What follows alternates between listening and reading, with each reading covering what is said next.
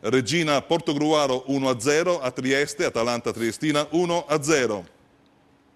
Oggi pomeriggio Albino-Leffe Sassuolo 3-1, Ascoli Novara 1-1, a Crotone Pescara Crotone 1-0, Grosseto Torino 0-0, Modena Livorno 1-1, Padova Empoli 2-2, Piacenza Vicenza 4-1, Siena Frosinone 3-0, Varese Cittadella 0-0.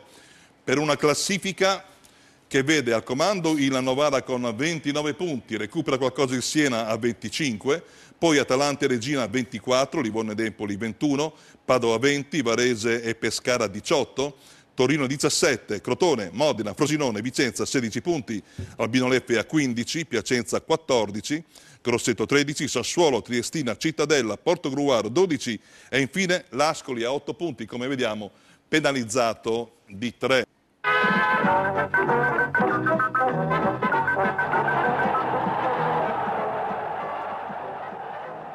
Ci mette poco il Vicenza ad accendere il match, terzo minuto Abbruscato ispira la volée di destro di Gavazzi, buona l'idea, buona la coordinazione, un po' meno la mira.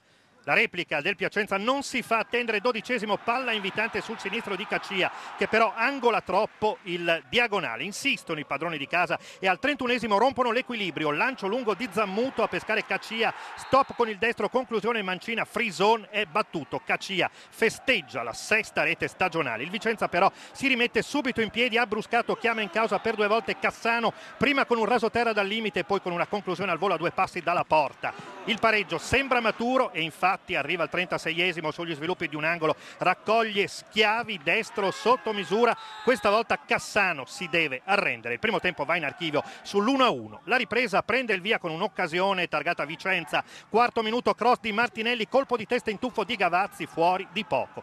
11° episodio da rivedere, sulla conclusione ravvicinata di Graffiedi gli uomini di Madonna reclamano per un presunto tocco di mano di Zanchi, l'arbitro lascia correre ancora gli emiliani, assist di Graffiedi per Caccia, il tocco di quest'ultimo è fermato dalla traversa, ma al 17° Caccia si rifà con gli interessi, il copione è lo stesso, cross dalla sinistra di Graffiedi, rompe l'ex attaccante della Fiorentina e con il petto infila la rete. Caccia però è uno che non si accontenta e al minuto 24 firma la tripletta, sinistro di Guzman, respinta sporca di Frisoni, il bomber biancorosso è lì pronto a rettificare in rete. Le marcature in campionato di Caccia salgono a quota 8, dilaga il Piacenza 37° e poker, Caccia si trasforma in uomo assist, palla per Bianchi che con un sinistro di prima intenzione fulmina Frison. L'ultima fiammata la regala il Vicenza con Zanchi che di testa saggia i riflessi di Cassano. Il Piacenza non si ferma più, 7° risultato utile consecutivo, una striscia fatta di 4 pareggi e 3 vittorie. Il vero valore aggiunto si chiama Daniele Caccia, senza dubbio il migliore in campo, per lui oggi come abbiamo visto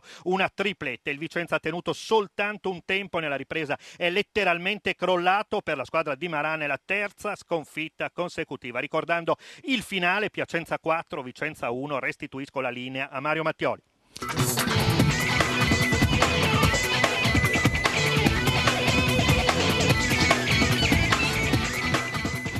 Si regala una domenica coi fiocchi il Piacenza, che con un sontuoso poker ai danni del Vicenza centra il 7° risultato utile consecutivo. Merito soprattutto di un Caccia in versione superstar, autore di una tripletta più assist che lancia sempre di più i suoi lontano dalle zone calde. Madonna conferma il 4-3-1-2 delle ultime giornate, mentre sulla sponda veneta Maran deve fare i conti con la pesante assenza di Baclé. L'avvio del match parla proprio vicentino, con Gavazzi che dopo 3 minuti spaventa il Garilli, mandando fuori sul cross di Abbruscato. Il Piacenza però fa capire ben presto di non essere più la squadra materasso delle prime giornate, con il sinistro a incrociare di Caccia sul perfetto assist di Graffiedi che sibila il palo. Il Vicenza scopre allora che lasciare una seconda occasione al bomber calabrese è pura follia. Al minuto 31 infatti lo stesso Caccia colpisce, freddando Frison dopo l'assist col contagiri di Zammuto. Sin troppo facile siglare l'1-0 per l'attaccante del Piacenza, che approfitta della posizione della retroguardia veneta tutt'altro che impeccabile. La reazione dell'11 di Maran non si fa comunque attendere e passa ancora dai piedi di Abbruscato, che prima trova la smanacciata di Cassano in corner e quindi si vede nuovamente disinnescare la volée da un altro grande intervento del portiere biancorosso.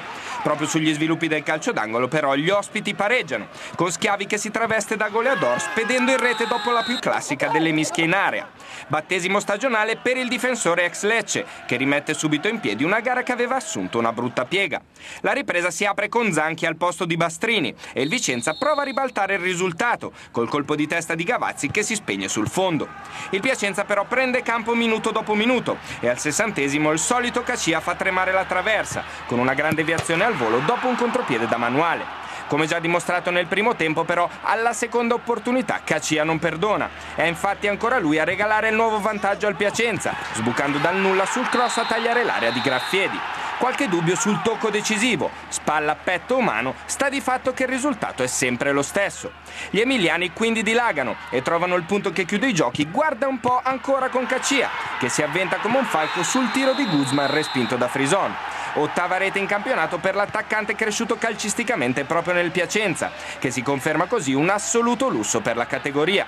La giornata di gloria di Cacia diventa addirittura trionfale in chiusura, quando dopo essersi bevuto Gianni sulla destra pennella un delizioso cross che Bianchi deve solo trasformare nella rete che fa scorrere i titoli di coda sul match.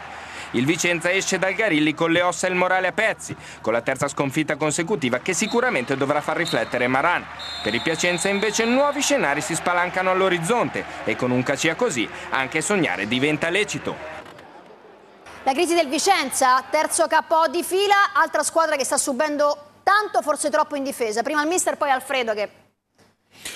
Sì, i gol che hanno subito oggi erano riusciti a raddrizzare la partita, soprattutto il primo, errore di tattica individuale. Credo che anche il Vicenza, che secondo me non gioca poi così male come prima ha detto Alfredo, perché io ho visto giocare a Bergamo la prima partita, hanno fatto un'ottima gara, anche un'altra occasione a Grosseto hanno vinto.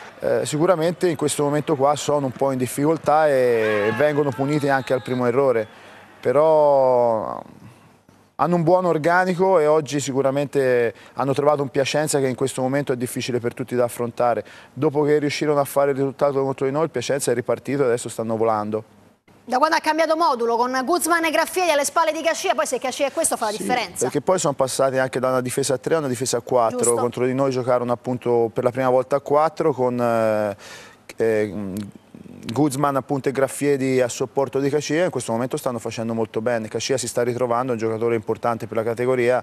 Se ritrova quella sana voglia che a volte ci vuole, può tornare il giocatore che era. Alfredo, Pedulà. Per quanto riguarda Cacia, lui ha ritrovato il gusto delle cose semplici, lo noti dall'esultanza.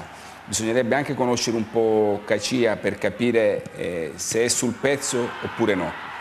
A Piacenza è sul pezzo perché evidentemente lui ha capito che questa è l'ultima vera stagione, non è un ultra trentenne, mancano 2 o 3 anni per i 30.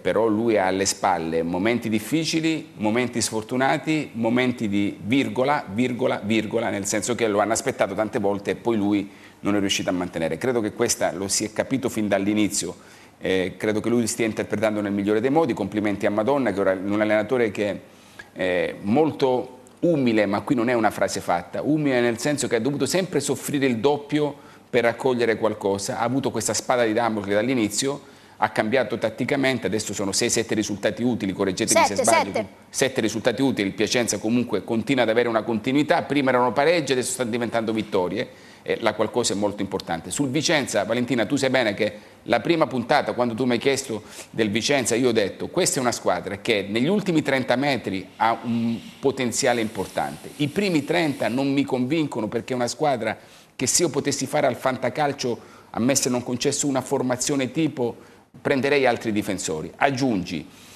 la solita superficialità societaria, che non basta prendere 2-3 davanti, prendi Abbruscato, prendi qualche trequartista e risolti il problema. Una squadra deve essere costruita in un organico e per un organico che sia competitivo. Aggiungi anche che ci sono voci non tanto infondate su una cessione imminente e quindi vivi. Beh, è cambiato anche il presidente, no Alfredo? Esatto, Alfredo Aglietti giustamente parlava della vittoria di Grosseto.